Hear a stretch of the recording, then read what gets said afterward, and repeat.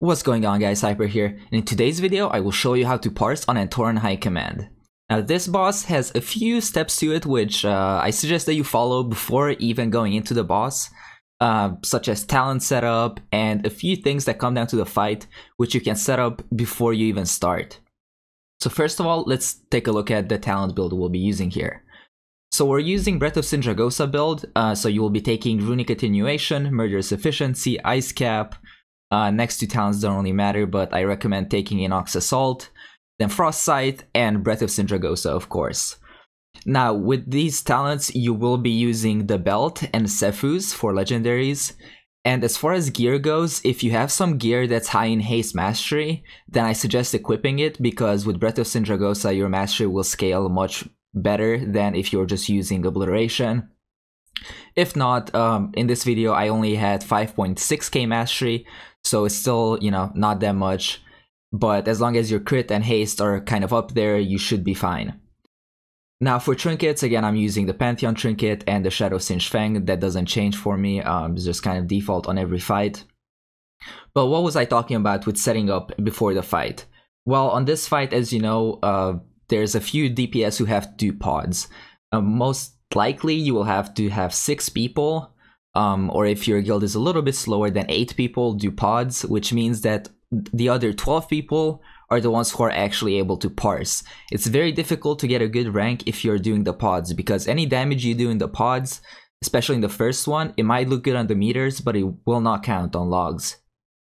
So before the raid starts or before the fight starts, you want to DM your raid leader, and there's 2 ways to go about this.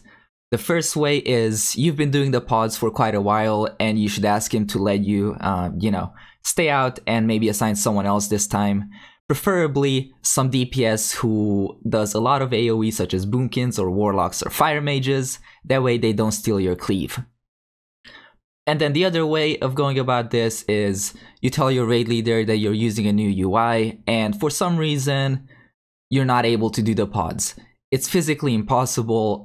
The buttons will not show up. You've tried to figure it out. It just doesn't work, okay? You tell him that and hopefully he'll assign someone. Just tell him you'll have it fixed by next week.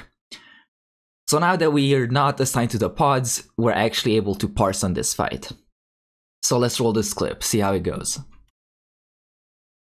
Alright, so again, Food Buff, Flask, and Augment Rune, and we pre-pot. Now, in Remorseless Winter here, you don't necessarily have to. You can just obliterate the boss twice and then hold your Remorseless for right here when these ads come up. And as soon as the ads come up, we pop Breath of Sindragosa with Pillar of Frost and then just start spamming Frost Sights. Depending on fight length, normally I'm only able to get one Sindragosa's Fury, so I want to get a really good one, which is why you will see me not press it here. And then I end up getting a mediocre one anyway, so it doesn't matter all that much. You saw me pop my Sephuz there with using Arcane Torrent, or you can also use an Interrupt or a Grip. There's lots of ways of proccing it, you just have to use it on one of the ads. And then as far as DPS priority goes, or ability priority, whenever you have 3 targets, you should always Frost Sight. And when you have 2 targets, but you get a Killing Machine proc, then you should also Frost Sight, otherwise you just obliterate. Here you will see me grip one of the Shock Troopers to proc my Sephuz again. It's kind of late, I should have procced it on the first caster with an Interrupt, just to get a little bit, better uptime. Maybe I will be able to get another Sephuz out of it, but there's just a slight mistake that I made there. And then you saw me Dragon there.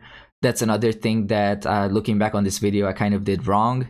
I dragoned 2 bats, 1 ad, and the boss, so I had 4 targets total. I could have gone a 6-target dragon whenever the Shock Troopers spawned, but it was a slight misplay on my part. And then you want to position kind of on the far side of the boss, right before the boss transitions to the second phase. That way you have the least amount of terrain to cover, and you can just wraith walk and get over to the next boss insanely quickly, and you basically lose no downtime. And for saving up procs, if ads are about to spawn and you have maybe a Rhyme proc or a KM proc, and you know that the ads are about to spawn in the next 2 or 3 seconds, I suggest saving it and saving up some runes. So as soon as the ads spawn, you can just go into spamming that Frost Sight, and then as soon as they spawn, you can also rhyme them with Howling Blast, and that's going to give you a lot of extra damage. Now you see that I have my Breath of Sindragosa up, and I opted to save it until the ads spawn, and as soon as they spawn, I pop Breath. This is a good place to second potion. Oh, actually our second potion is not up, so for the next Breath of Sindragosa, you'll want to second potion. Sorry about that. And you just want to nuke the ads. This boss is, if you want to rank on it, it's all about padding and getting as much damage on the ads as you physically can. Here you saw me run out with the debuff and AMS it or Icebound it. You can rotate Icebound and AMS really well. If you AMS the debuff, then you don't even need to run out. You'll see me here actually not have AMS because I used it earlier to gain some extra runic power, which was the greedy play. I definitely suggest only using AMS if you're about to die or to get rid of that shock grenade debuff. That way you can rotate that AMS and Icebound without a problem and you never get stunned, so you don't lose uptime. If you do use Icebound, you have to run out first and just Icebound, otherwise you will stun the entire melee group, so just keep that in mind. In this phase, sadly, there's no way to pop Sephuz, or not a way that I found at least. These bats die way too quick, so our Remorseless Winter doesn't ramp up to stun them. I don't even know if they're stunnable, and you cannot grip them, so in this last phase Sephuz is kind of useless. But our DPS was a little bit lower here than usual, so we'll actually end up getting another first phase where I am able to get a little bit of an extra pad on the ads. Again, you see me get the shock grenade here, immediately AMS, and no one else has to run out. I don't have to run out. And someone else ends up blowing it up in melee, and since I had the AMS up, I wasn't affected. So, you know, that's another nice thing about it. So this fight, as I said, comes down to padding hard on these ads and getting as much cleave damage as you can. Again, you see me save my BOS here because I know that we're going to get the next boss and I'm going to be able to use BOS on it. So I'm just going to build up some runes here really quick and run over, get another obliterate there. And then run over BOS, and as soon as these ads spawn, just pad as hard as I can and dragon them. So if you have a lot of fire mages, boomkins, warlocks, and in general if your AoE DPS is really good on this boss, you will have a much harder time parsing well. As you can see in my raid, a lot of people are doing really high DPS, so those ads are dying really quick, which is kind of preventing me from you know, cleaving onto them and doing as much damage on them as I can. So on this boss, most of our guild only ranks, you know, 99 percentile, like top 100-ish. Let's pull up the rank here. I actually ended up rank 27, so that's not too bad. Again, like I said, if your guild has a lot of AoE, you will have a much harder time ranking well on this fight.